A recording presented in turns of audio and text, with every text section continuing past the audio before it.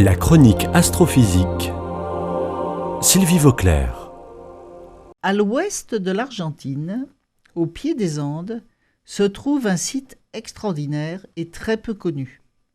Les Argentins eux-mêmes n'en ont souvent jamais entendu parler. Ce site est situé dans une région quasi désertique, connue essentiellement pour ses vignobles.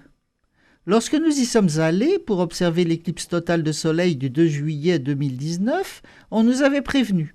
Il n'y a rien à faire là-bas, aucun intérêt, sauf pour le vin. Quelle erreur!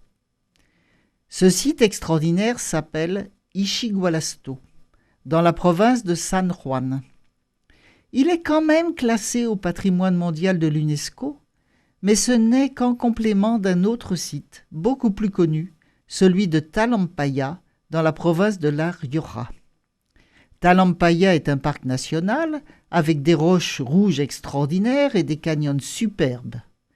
Ischigualasto, le petit frère, est seulement un parc provincial et ses couleurs sont plutôt grises et ternes.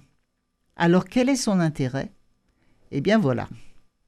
La formation des Andes, il y a quelques millions d'années, a entraîné à cet endroit l'affleurement le plus important, le plus complet, le plus ordonné et le mieux différencié du monde de la période du Triassique, qui a précédé le fameux Jurassique dans l'histoire géologique de la Terre.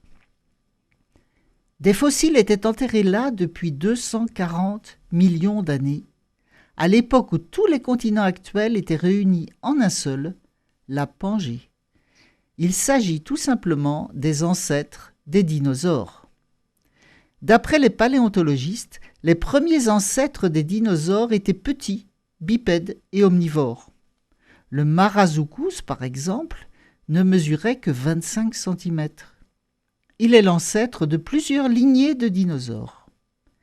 Je ne sais pas comment l'évolution s'est ensuite arrangée pour donner naissance à des monstres comme le Tyrannosaure argentinosaurus huiculensis, qui mesurait entre 30 et 40 mètres de long et pesait entre 50 et 90 tonnes. Vous vous rendez compte combien de nourriture ces monstres devaient avaler chaque jour ? Personnellement, il me semble évident qu'ils ne pouvaient pas survivre à la plus petite famine ambiante, quelle qu'en soit la raison. Finalement, la question de l'origine de ces monstres m'interpelle plus que celle de leur disparition. Il y avait aussi à l'époque des proto-crocodiles, des tortues, des reptiles volants et des proto-mammifères. C'est une mine d'informations sur l'évolution du vivant qui a été découverte à cet endroit en Argentine. Les chercheurs y travaillent actuellement avec beaucoup d'enthousiasme.